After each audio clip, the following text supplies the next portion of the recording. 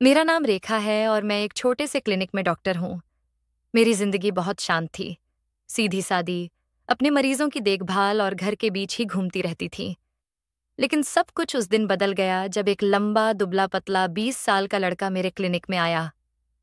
बाहर बारिश हो रही थी, हवा में ठंड थी और वह दरवाजा पकड़कर अंदर आया। उसके चेहरे पर दर्द था और आवाज में मासूमियत। उसने कहा, दीदी, कंधे में बहुत दर्द है। उसने मुझे दीदी कहा, पर उसके लहजे में कोई बनावट नहीं थी, बस एक सच्चाई, एक भरोसा। मैंने उसे बैठाया और उसका कंधा चेक किया। जैसे ही मेरी उंगली उसकी दर्द वाली जगह पर गई, उसने हल्की सी सिसकारी ली। उस आवाज में दर्द भी था और एक अजीब सा एहसास भी जिसने मेरे दिल को छू लिया। मैंने इंजेक्शन तैयार किया। वह शर्ट के बटन खोल नहीं पा रहा था। उसने मासूमियत से कहा, दीदी, हाथ नहीं उठ रहा, आप ही खोल दोगी? मैंने उसके बटन धीरे धीरे खोले। उसकी गर्म सांसें मेरे हाथों से टकराईं और मेरा दिल भी पहली बार तेज धड़का। इंजेक्शन लगाते समय वह थोड़ा कांपा और अनजाने में मेरे कंधे पर सिर रख दिया। मैंने उसे सहारा दिया और कहा, बस 2 सेकंड, अभी ठीक हो जाएगा। इंजेक्शन के बाद मैंने उसकी मांसपेशियों पर दवा लगाई और हल्की मसाज शुरू की। उसकी सांसें लंबी हो गईं, आंखें बंद होने लगीं। वह बोला, दीदी, आपके हाथों में जादू है। उस दिन वह करीब 20 मिनट तक मसाज करवाता रहा और मैं शायद उतनी देर तक पहली बार किसी के इतने करीब आई थी। अगला दिन वह फिर आया, तीसरे दिन आया, चौथे दिन आया। अब बहाना कंधे का दर्द था, लेकिन उसके चेहरे पर साफ लिखा था कि वह इलाज से ज्यादा मुझे देखने आता है। वह बैठते ही कहता, दीदी, आज थोड़ी लंबी मसाज कर दोगी? मैं मुस्कुरा देती और दवा निकाल लेती। जब मैं उसकी गर्दन पर दवा मलती, वह हल्की सी सिसकारी लेकर कहता, हाँ, वहीं, अच्छा लग रहा है। धीरे धीरे वह मेरी जिंदगी की दिनचर्या बन गया। वह मेरा क्लिनिक साफ करने लगा, फाइलें संभालने लगा, कभी कभी पानी भी लाकर दे देता। एक दिन उसने कहा, रेखा, आप थक जाती होंगी, मैं मदद कर दूं? उसका दीदी कहना अब धीरे धीरे पुराने समय की बात हो गया था। अब वह मुझे रेखा कहता था और जब भी वह मेरा नाम लेता, मेरे दिल में एक अजीब सी गर्माहट भर जाती। एक दिन मसाज करते समय उसने अचानक अपना सिर मेरे कंधे पर रख दिया। मैं चौंकी, लेकिन हटाया नहीं। उसने धीरे से कहा, रेखा, कुछ पल ऐसे ही रहने दो। उस पल ने हमारी दूरी हमेशा के लिए मिटा दी। फिर आई वह रात जो हमारे रिश्ते को नई दिशा देने वाली थी। बहुत तेज बारिश हो रही थी। मैं क्लिनिक बंद करने की तैयारी कर रही थी कि दरवाजा खुला। अर्जुन पूरा भीगा हुआ, कपड़े शरीर से चिपके हुए, कांपते हुए अंदर आया। रेखा, बहुत तेज बारिश थी। मैं भाग कर आया। उसकी आवाज कांप रही थी। मैंने तुरंत उसे अंदर लिया, तौलिया दिया, उसके बाल सुखाए। उसकी भीगी शर्ट करीब करीब उसके शरीर से चिपकी थी। मैंने उसे बैठाया और कहा, तुम ऐसे बारिश में क्यों आए? उसने बस इतना कहा, दिल नहीं मान रहा था आपको देखे बिना। मैं कुछ नहीं बोल पाई। मैंने उसे गर्म दवा लगाई और मसाज शुरू की। उसके भीगे शरीर पर मेरी उंगलियां चलती गईं। आज उसकी हर सिसकारी मेरे दिल को छू रही थी। मैं धीरे धीरे उसकी गर्दन से पीठ, फिर रीढ़ तक मसाज करती गई। उसकी सांसों का स्पर्श मेरे गाल तक पहुंच रहा था। वह बोला, रेखा, आज मत छोड़ना, बहुत सुकून मिलता है। जब बारिश नहीं रुकी, मैंने कहा, अर्जुन, तुम इस हालत में घर नहीं जा सकते, चलो मेरे घर। वह जैसे विश्वास ही नहीं कर पाया। मेरे घर पहुंचकर मैंने उसे सूखे कपड़े दिए। वह दरवाजे पर खड़ा मुझे देखता रहा, जैसे यह सपना हो। मैंने कहा, अंदर आ जाओ। शर्म कैसी? उसने कपड़े बदलते समय फुसफुसाकर कहा, अगर आप नहीं होती तो मैं।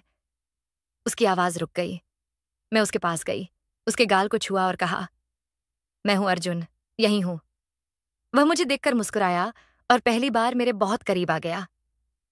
उस रात वह सोफे पर लेटा और मेरा हाथ पकड़ लिया। उसने कहा, रेखा, अगर सोते सोते मेरा हाथ छूट जाए तो सुबह आप फिर भी यहीं होंगी ना? मेरी आंखें नम हो गईं। मैंने उसका माथा चूमा और कहा, मैं हमेशा यहीं रहूंगी। फिर उसने मुझे अपनी ओर खींचा। मैंने अपना सिर उसके सीने पर रख दिया। उसकी धड़कनें मेरे कानों में बज रही थीं। वह मेरे बाल सहला रहा था। उस रात हम दोनों एक दूसरे के इतने करीब आ गए कि अब दूर जाना असंभव था। सुबह वह मेरे सीने पर सिर रखे हुए उठा। उसकी आंखों में सुकून और प्यार दोनों थे। उसने कहा, हर सुबह ऐसे ही मिलेगी ना? मैंने मुस्कुराकर कहा, अगर तुम रोज ऐसे ही देखोगे तो जरूर। उसका प्यार अब साफ दिखने लगा था। उसने सड़क पर चलते हुए पहली बार मेरा हाथ खुले में पकड़ा। उसकी उंगलियां मेरी उंगलियों में कसकर फंस गईं। वह बोला, रेखा, मैं तुम्हें अपनी जिंदगी में चाहता हूं। मैंने उसकी आंखों में देखकर कहा, मैं भी तुम्हें खोना नहीं चाहती। फिर वो दिन आया जब मैंने उसे माँ और पापा से मिलवाया। माँ उसे देखकर मुस्कुराईं और सब समझ गईं, लेकिन पापा थोड़े सख्त थे। जब उन्होंने पूछा, घर में कौन है? अर्जुन की आंखें झुक गईं। कोई नहीं, मैं अकेला हूं। पापा चुप हो गए। अर्जुन डर गया। पापा ने उसे देखकर कहा, मेरी बेटी को तकलीफ नहीं होनी चाहिए। अर्जुन की आंखों में आंसू भर आए और वह बोला, साहब, मैं रेखा को कभी दुख नहीं दूंगा, कभी नहीं। वह इतना भावुक हो गया कि मैं उसे कमरे से बाहर ले आई। बाहर आते ही वह मेरी बाहों में टूटकर रो पड़ा। रेखा, मत छोड़ना मुझे। मैंने उसे सीने से लगाया। मैं कहीं नहीं जाऊंगी। उस रात मैंने उसे सबसे लंबी और सबसे सुकून देने वाली मसाज की। वह मेरे स्पर्श में पूरी तरह पिघल गया। उसने कहा, तुम होती हो तो मैं पूरा हूं। मैंने उसके कान में कहा, और मैं तुम्हारे बिना अधूरी हूं। अगले दिन पापा ने मुझे बुलाया और कहा, वह लड़का सच्चा है, मुझे कोई आपत्ति नहीं। मेरी खुशी आंसुओं में बहने लगी। कुछ महीनों बाद हमने शादी कर ली। वह शेरवानी में कितना सुंदर लग रहा था। जब उसने मेरे कान में कहा, रेखा, अब तुम हमेशा मेरी हो, मुझे लगा मेरी पूरी जिंदगी इस एक वाक्य में समा गई। आज हम दोनों साथ हैं, खुश हैं, एक दूसरे के लिए दुआ है। शादी के बाद मेरी जिंदगी सच में बदल गई थी। अर्जुन पहले की तरह ही मासूम, सीधा सादा और मेरे प्यार से भरा हुआ था। लेकिन अब मैं सिर्फ उसकी डॉक्टर नहीं, उसकी पत्नी थी। वह जब भी सुबह उठता, सबसे पहले मेरा चेहरा देखता। उसकी आदत थी कि हल्की मुस्कान के साथ मुझे देखता हुआ कहता, रेखा, तुम मेरी जिंदगी का सबसे खूबसूरत हिस्सा हो।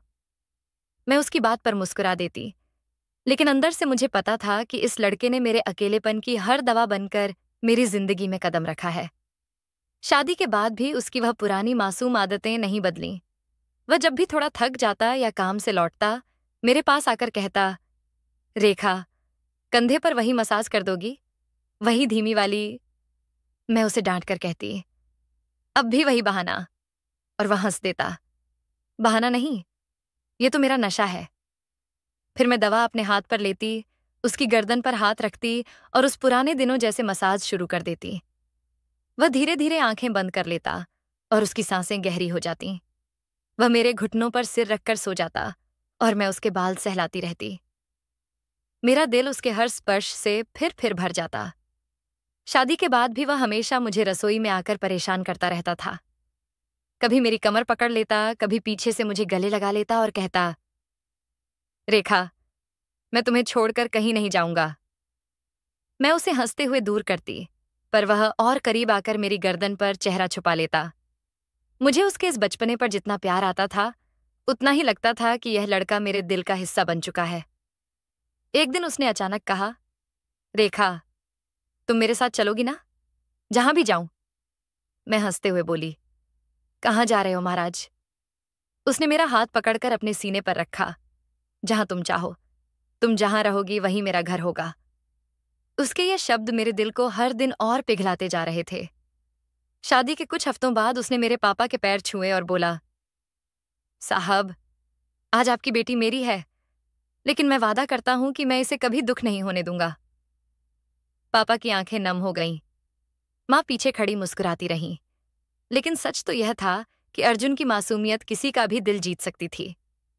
धीरे धीरे अर्जुन मेरे क्लिनिक आने लगा, कभी मेरी मदद करने, कभी बस मुझे देखने, और कभी उस पुराने बहाने, कंधा दर्द कर रहा है के साथ। मैं जानती थी उसका दर्द सिर्फ बहाना है। वह मेरे पास रहना चाहता है और मैं भी चाहती थी कि वह पास ही रहे। एक दिन क्लिनिक में उसने मुझे अचानक पीछे से पकड़ लिया। मैं चौंकी। अर्जुन, कोई देख लेगा। वह मुस्कुराया, तो देख लेने दो, दुनिया को पता होना चाहिए कि मैं तुम्हारा हूं। उसकी बातें हमेशा मेरी धड़कनें तेज कर देती थीं। फिर मैंने उसे उसी कुर्सी पर बैठाया जहां वह पहली बार आया था। उसने मेरी तरफ देखकर कहा, रेखा, याद है पहली बार जब मसाज किया था? मैंने दवा निकाली और मुस्कुराकर कहा, याद है, तुम बहुत शर्माते थे। वह हंसा। अब भी शर्माता हूं, पर अब हक भी तो है। मैंने उसकी गर्दन पर दवा लगाई और मसाज शुरू की।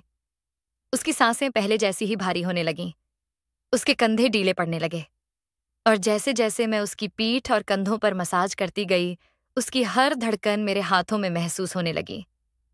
उसने धीरे से मेरी कमर पकड़ ली और अपनी गर्दन को थोड़ा झुकाकर मेरी ओर कर लिया।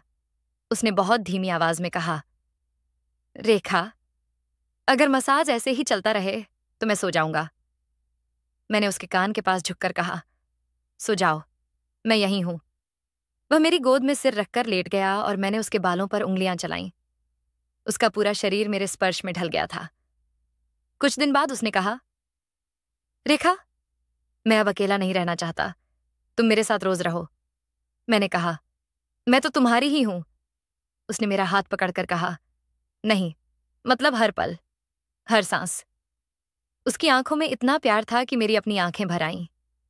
रात में जब हम अपने कमरे में होते, वह हमेशा मेरा हाथ कसकर पकड़कर सोता। मैं कई बार उसकी धड़कनें सुनते सुनते ही नींद में खो जाती। एक दिन उसने अचानक कहा, रेखा, मैं चाहता हूं कि हम एक बच्चा प्लान करें। मैं चौंक गई। अभी? इतनी जल्दी? वह झुककर बोला, तुम्हारे जैसी प्यारी मां होगी तो मेरा बच्चा दुनिया का सबसे खुश बच्चा होगा। मैंने उसका चेहरा अपने हाथों में लिया और कहा, अर्जुन, तुम सच में बदल रहे हो। उसने कहा, तुम्हारे प्यार ने बदल दिया। वह मुझे रोज चाय बनाकर देता, मेरी दवा लाकर रखता, कभी मेरी गोद में सिर रखकर बैठता और कहता, रेखा, मुझे लगता है मेरा जन्म ही तुम्हारे लिए हुआ है। शादी के कुछ महीने बाद उसने एक खास रात तैयार की। मोमबत्तियां जलाईं, मेरा पसंदीदा खाना बनाया और मुझे गले लगाकर बोला, रेखा, मैं अपनी जिंदगी का हर दिन तुम्हारे साथ बिताना चाहता हूं। तुम ही मेरा घर हो, तुम ही मेरी दुनिया, तुम ही मेरी दुआ। उस रात उसने मेरे माथे, गालों और हाथों पर इतने कोमल किस रखे कि मेरा दिल भर आया। हमारा रिश्ता अब सिर्फ प्यार नहीं था, यह एक आत्मा का जुड़ाव बन चुका था। हर सुबह जब वह उठकर मेरे माथे पर किस करता, मैं महसूस करती कि मेरी जिंदगी पूरी हो चुकी है। मैंने एक अकेले, टूटे हुए लड़के से एक संपूर्ण प्यार करने वाला पति बनते हुए उसे देखा। उसका सारा दर्द मेरे पास आकर मिट जाता था और मैं उसकी हर मुस्कान में अपनी जिंदगी ढूंढ लेती थी। जब भी वह मुझे अपनी बाहों में लेकर कहता, रेखा, तुम्हें पाकर मैं दुनिया का सबसे खुश इंसान बन गया, उस पल मुझे लगता कि भगवान ने मेरी हर दुआ सुन ली है। और आज हम दोनों एक शांत, खुश, प्यार भरी जिंदगी जी रहे हैं। मैं उसकी डॉक्टर नहीं, उसकी साथी, उसकी दोस्त, उसकी सांस और उसकी दुनिया हूं। वह अब भी शाम को मेरे पास आकर वही पुरानी बात कहता है, रेखा, थोड़ी मसाज कर दोगी? बस 5 मिनट। और मैं हंसकर कहती हूं, अर्जुन, तुम कभी नहीं बदलोगे। वह मेरे गले लगकर कहता, तुम्हारे लिए क्यों बदलूं? मैं तो हमेशा वहीं रहना चाहता हूं, तुम्हारा अपना अर्जुन।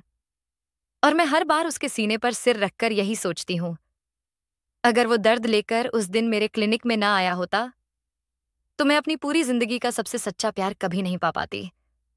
तो दोस्तों, कैसी लगी आपको मेरी यह कहानी? उम्मीद करती हूं जरूर पसंद आई होगी। कहानी में अंत तक बने रहने के लिए आप सभी का बहुत बहुत धन्यवाद। वीडियो अच्छा लगा हो तो प्लीज चैनल को सब्सक्राइब अवश्य कीजिएगा। चलिए, अगली बार फिर मिलते हैं किसी और रोमांटिक कहानी के साथ। तब तक के लिए नमस्कार।